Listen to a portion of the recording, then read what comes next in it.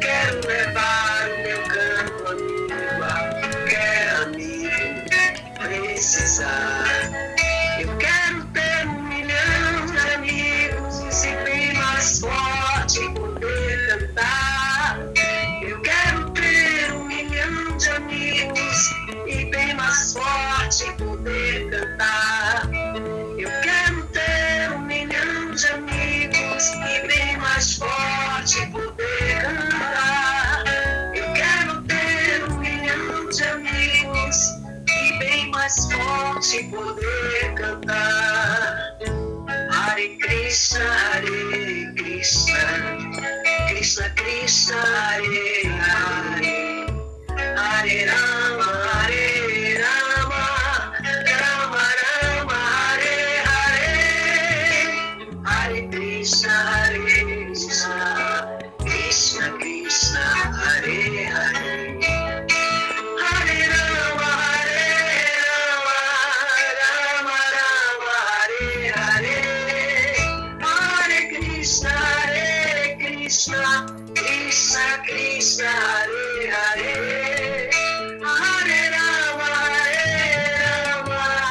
Rama Rama, Hare Hare,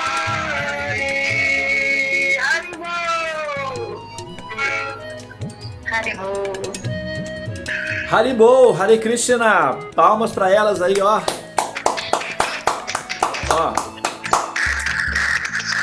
É linda a canção, né? Eu me emocionei, gente. Então, muito bem, nós vamos dar início ao estudo, ou aliás, vamos dar continuidade ao estudo que nós estamos fazendo da Bhagavad Gita, que é a canção do mestre, a canção do Supremo, aliás. Bhagavad Gita, como ele é, o livro Bhagavad Gita, tá, que nós estamos utilizando é esse daqui, de Sua Divina Graça, Swami Prabhupada, Abhay A.C. significa Abhay C. Charan, que era o nome dele. Abhay Charan era o nome original, que ele se viu, que ele foi registrado assim. Bhaktivedanta é título, Swami é título, Prabhupada é título. Aqui são 3 títulos. E aqui também, olha só, Sua Divina Graça é título, Bhaktivedanta, então são Sua Divina Graça, Divina um título, Graça 2 títulos, Bhaktivedanta, Swami Prabhupada. São 5 títulos aqui, né, de condecorações de evolução. Sua Divina Graça, A.C. Bhaktivedanta, Swami Prabhupada. Então esses são, tá, os títulos dados para essa pessoa aqui, que é o nosso mestre espiritual, tá? Foi ele que trouxe o movimento para a consciência de Krishna para o Ocidente na década de 60, e nós estamos aprendendo a arte de amar Krishna através dessa personalidade purificante e auspiciosa para a humanidade. Então, ao mestre espiritual nós oferecemos nossas respeitosas reverências. Om Gyana Timirandasya Gyananjana Shalakaya Chakshurum Militam Jana Tasmai Shri Gurave Namaha. Jaya Prabhupada, Jaya Gurudeva, Ki Jai. Muito bem, nós vamos então dar início. Eu vou entoar o mantra de abertura do texto sagrado. Om Namo Bhagavate Vasudevaya. Om Namo Bhagavate Vasudevaya. Om Namo Bhagavate Vasudevaya. Ofereço minhas respeitosas reverências à substância substancial divina Vasudeva, que é a verdade absoluta, a suprema personalidade de Deus. Hare Krishna, Krishna Krishna, Hare Hare, Hare Rama, Rama Rama, Hare Hare. Muito bem, nós então estamos lendo da Bhagavad Gita, capítulo 2, hoje o verso é o verso 10, nós já fizemos o verso 9.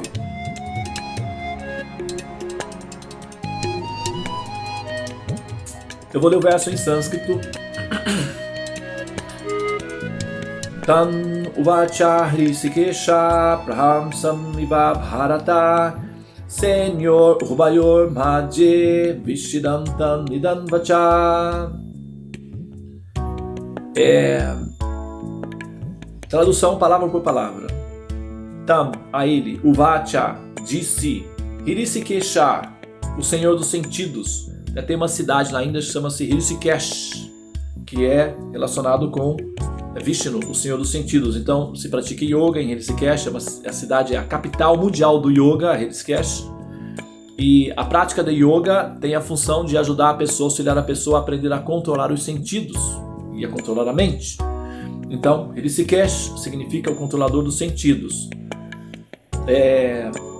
o Senhor dos Sentidos, né? Krishna, o controlador dos sentidos, Krishna. Prahasam, sorrindo. Iva, assim. Bharata, ó Dhritarashtra, descendente de Bharata. Senayor, dos exércitos Ubayor, de ambos os grupos. Madhye, entre. Vishidantan, ao que se lamentava. Idan, as seguintes. Vacha, palavras. Vacha, palavras. Tradução. Então agora eu vou ler a tradução do mantra.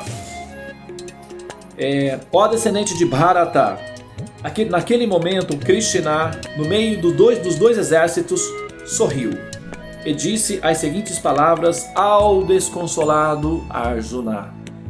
Lendo de novo. Ó descendente de Bharata, naquele momento Krishna, no meio dos dois exércitos, sorriu e disse as seguintes palavras ao desconsolado Arjuna.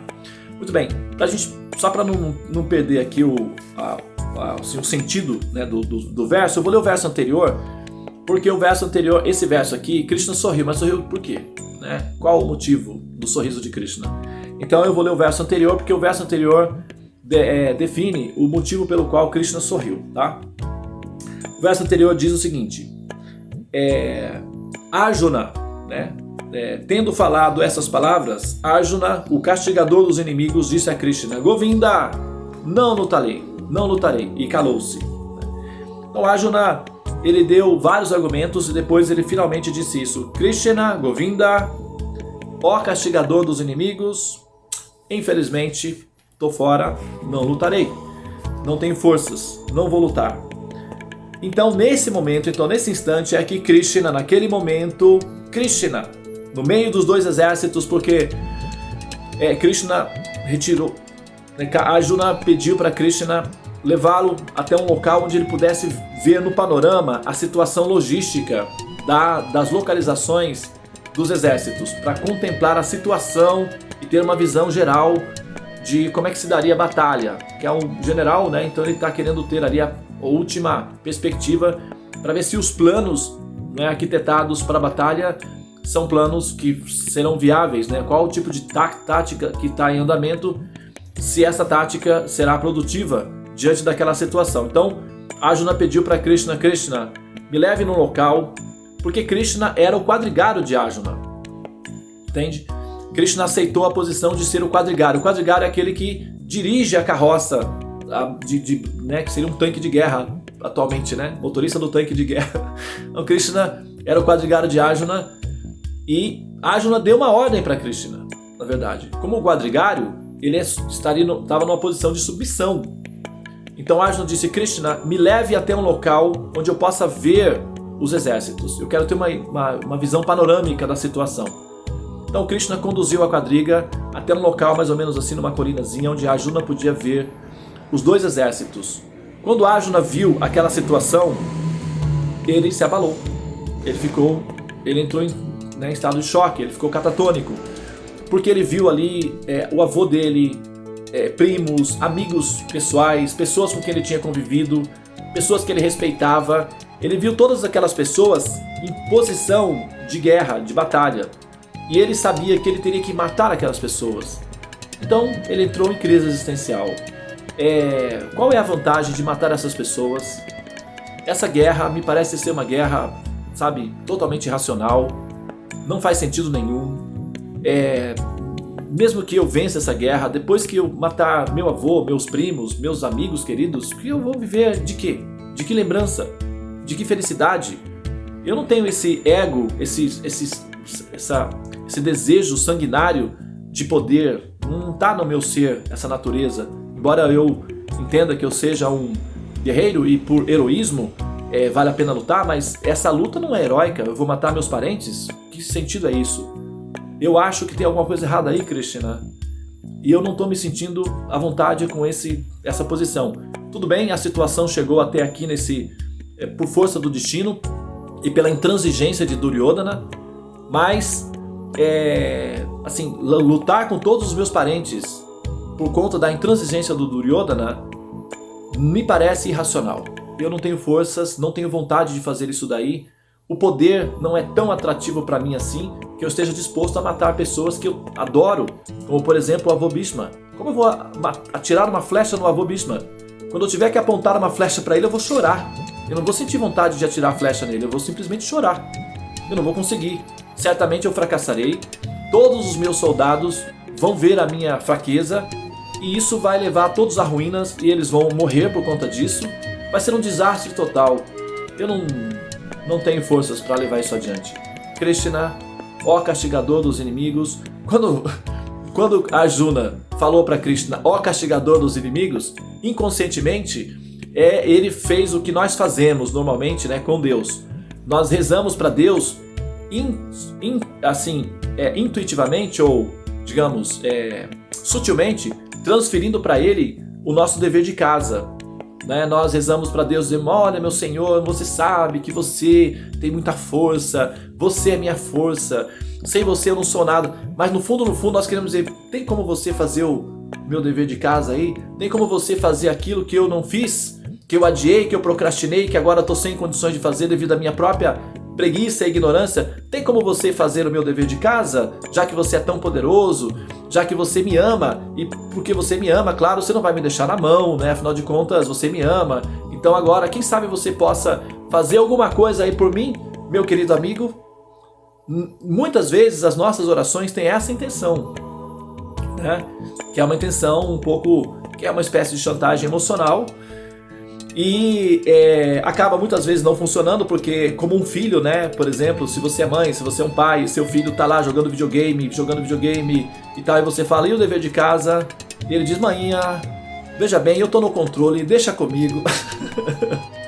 E depois chega um momento em que não há mais condições de levar adiante esse projeto da criança, e você simplesmente diz, e agora, como é que vai ser? Vai fazer o dever de casa? Então a criança se vê numa situação lá, o seu filho, sua filha, em que o dever, a lição é difícil, e aí começa, maninha, vem cá, me ajude, por favor, eu tô sofrendo, aqui, isso daqui, você começa a perceber que ele está usando de chantagem emocional para te convencer a fazer a lição de casa dele. Você, como uma mãe consciente, você vai, né? Você não vai fazer o dever de casa, você vai pressioná-lo. Você pode até ajudar ou dar algumas dicas, mas você pressionará o seu filho, a sua filha, para que ele mesmo faça o dever de casa. Então a chantagem emocional dele ou dela não vai conseguir ter a força de te afetar, né, nesse nível. Quer dizer, na maioria dos casos não, né? Tem alguns casos que dá certo, né? Mas na maioria dos casos não, educadores não caem nesse truque. Então Arjuna estava mais ou menos nessa situação, porque ele se viu numa situação em que ele tinha que fazer um dever de casa e ele estava entrando numa espécie de chantagem emocional para convencer Krishna de fazer o dever de casa, intuitivamente, instintivamente. E quando ele fala, ó castigador dos inimigos, para não tapar, ó castigador dos inimigos, o que ele está querendo dizer inconscientemente para Krishna? Você é o castigador dos inimigos. Tem como você resolver esse assunto para mim? Porque eu próprio não lutarei, tipo, né? É como uma criança dizendo, eu não posso, não consigo fazer o dever. Mãinha, por favor, faça para mim. Não rola, não tem como. O que a mãe faz? Sorri. Eu te conheço. Ó, já sei como é que funciona o mecanismo. Então, aqui, Krishna dá um sorriso. E Krishna sorri como quem olha e diz, esse truque eu já conheço. Então vamos conversar, vamos dialogar. Então, ó descendente de Bharata, naquele momento Krishna, no meio dos dois exércitos, sorriu.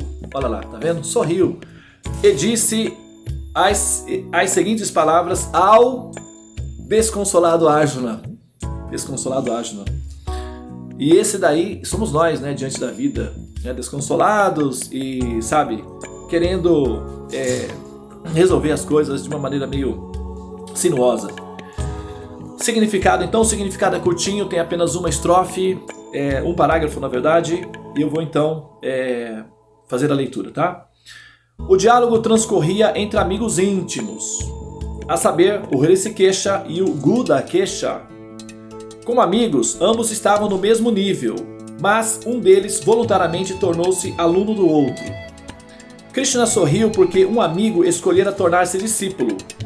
Como senhor de tudo, ele está sempre na posição superior como mestre de todos, mas concorda em ser amigo, filho, amante ou devoto, ou amante do devoto que quer vê-lo desempenhar esse papel. Então, Krishna está acima de tudo, mas se um devoto deseja tê-lo como filho, como amante, como esposo, como mestre, como amigo querido, ou como irmãozinho mais novo, ou como irmãozinho mais velho, ou como papai querido, a Suprema Personalidade de Deus aceita brincar, aceita entrar na brincadeira, né? Brincar de viver. Essa é a insinuação, a proposta. E como sendo o artista supremo, o místico supremo, quando ele aceita brincar na brincadeira, ou quando ele aceita o personagem, filho, mãe, esposo, amante, ele aceita mesmo, ele vai viver integralmente aquela lila. Ele vai realmente, vamos dizer, entre aspas, encarnar o papel. Então, a alma não vai ver a diferença, ela não vai perceber que se trata da Suprema Personalidade de Deus, porque ele vai se comportar exatamente do jeito que foi motivado o coração da alma ou do devoto, como Arjuna, por exemplo. Ele então aceitou que Krishna, ou Krishna se propôs, nesse caso específico foi Krishna que se propôs ser o quadrigário de Arjuna, mas ele estava na função realmente vivendo a experiência do quadrigário. E o Arjuna disse: Krishna, me leve para um local apropriado. E Krishna, pois não, seu desejo é uma ordem, e levou Arjuna para o local apropriado. Agora a posição está mudando.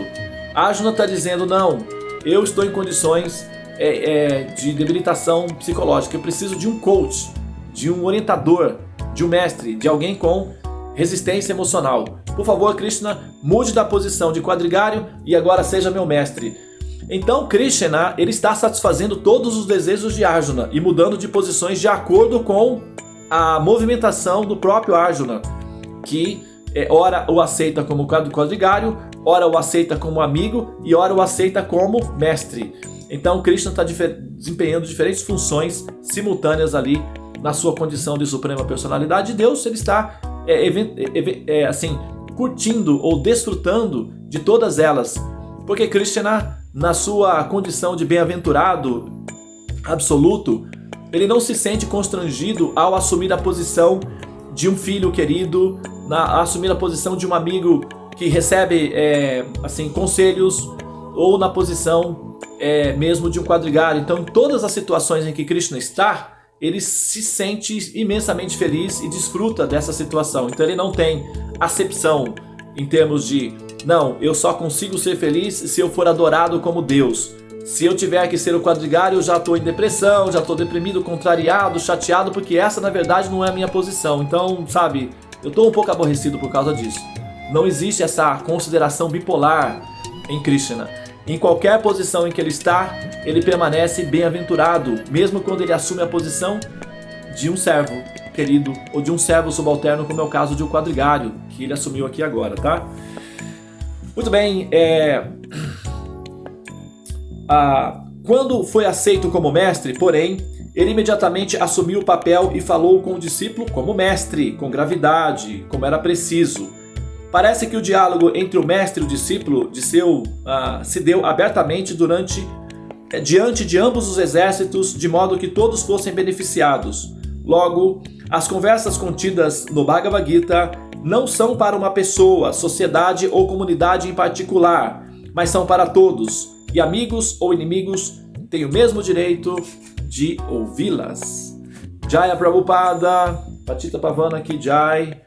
Hare Krishna, Krishna Krishna, Hare Hare, Hare Rama, Rama Rama, Hare Hare.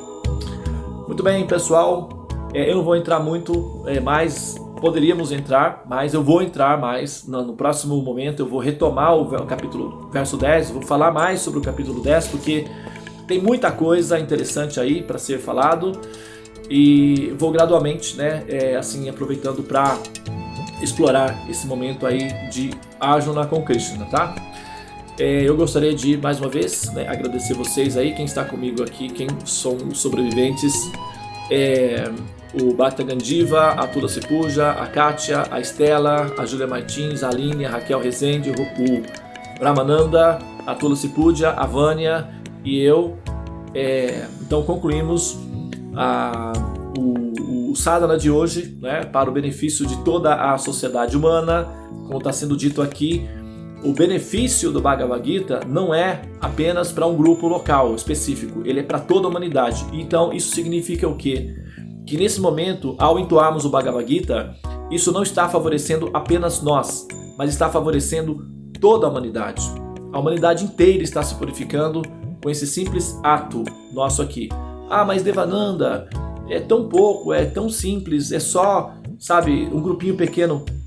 Olha, isso é uma falácia conceitual, porque o coronavírus é bem pequenininho, sabe? Muito pequenininho mesmo. E olha a devastação que ele fez. Então, não me parece que uma coisa pequena é sinônimo de limitação. O Bhagavad Gita, os conhecimentos transcendentais, eles são absolutos e eles reverberam em todas as direções, tá?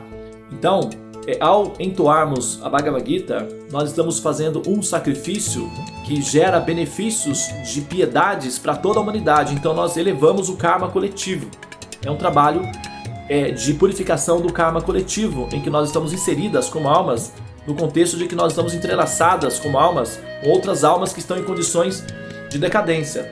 Então, se nós não injetarmos piedade nessas almas em condição de decadência, a nossa própria condição de liberação, de certa forma, também fica um pouco mais pesada.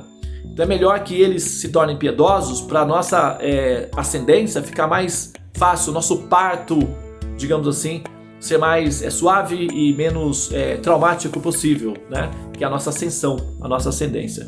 Então é isso, a gente vai continuar assim executando esse Dharma, essa purificação coletiva através do Jagya, de sacrificar a inteligência na busca do entendimento do Supremo, da verdade absoluta, através desse diálogo incrível, né, desse diálogo fantástico e às vezes engraçado também, porque essa é uma situação mais ou menos engraçada, né? Porque se não fosse engraçado, Krishna não sorriria, né?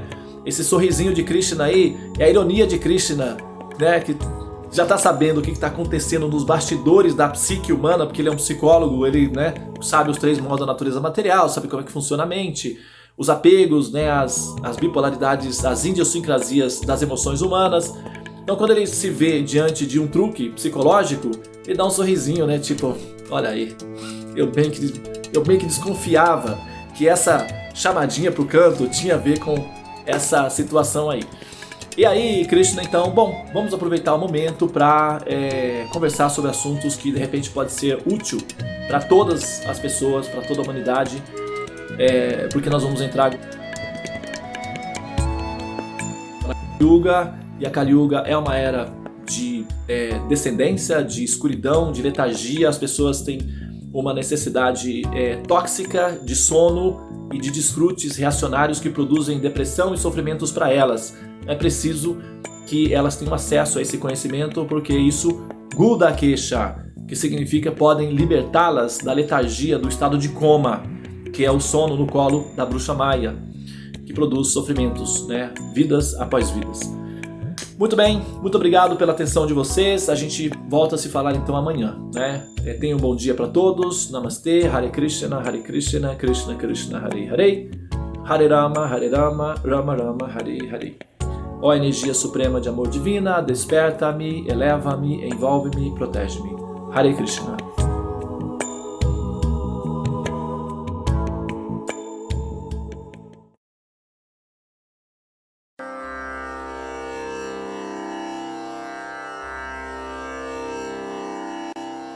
Hare Krishna,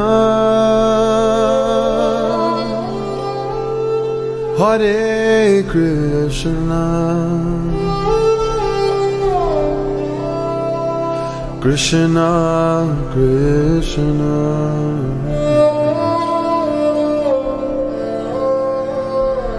Hare Hare,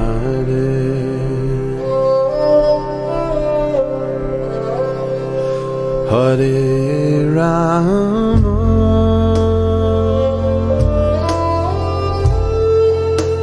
Hare Rama,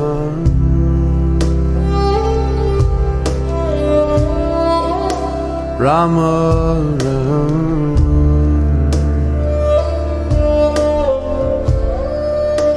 Hare Hare.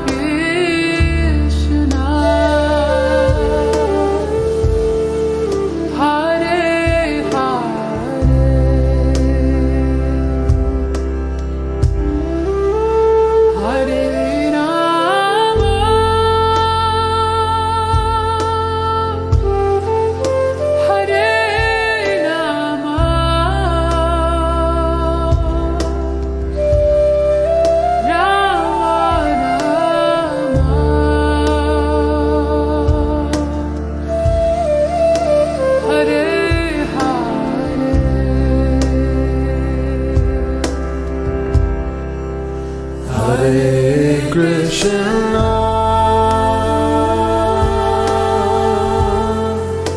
Hare Krishna,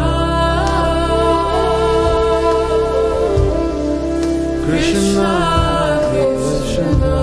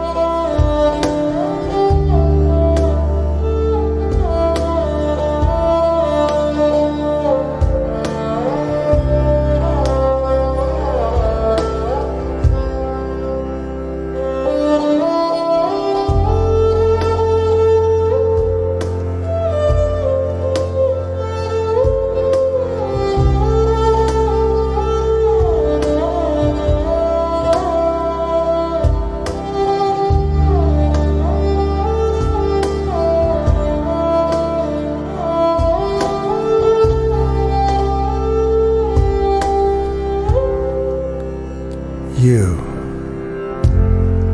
could become a great horseman and help free yourself and this world. Though only if you in prayer become sweet lovers.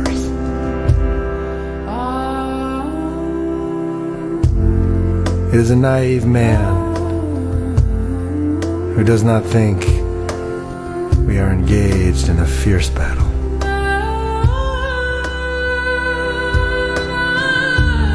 For I see and hear brave foot soldiers all around me going mad.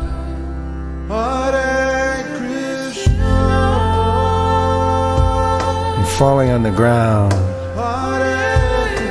in excruciating pain. Krishna, Krishna. You could become a victorious horseman and carry your heart through this world like a life-giving sun.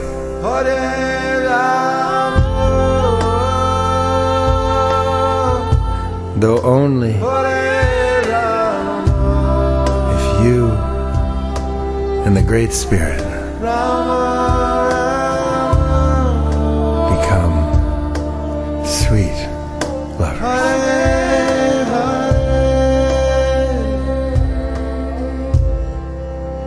Hare Krishna, Hare Krishna, Krishna Krishna, Hare Hare, Hare Rama,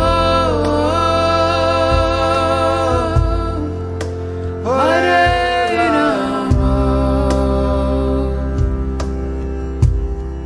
Rama Rama,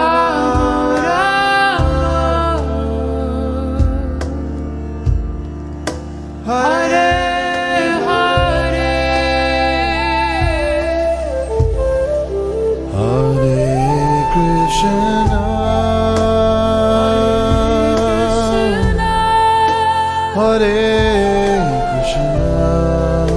Hare Krishna.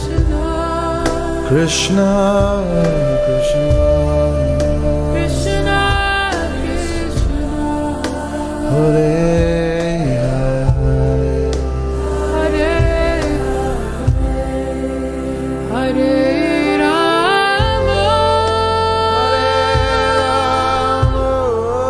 Hare Rama, Hare Rama. Rama. Hare Hare. Take us home, Benji.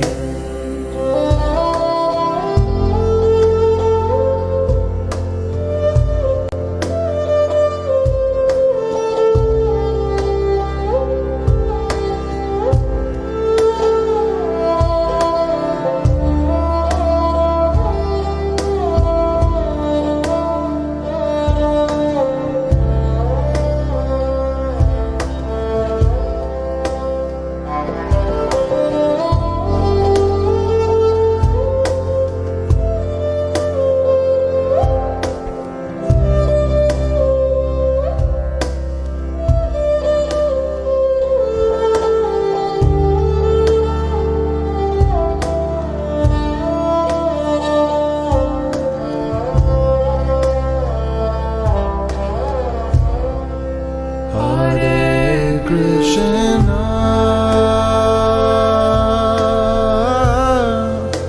Hare Krishna.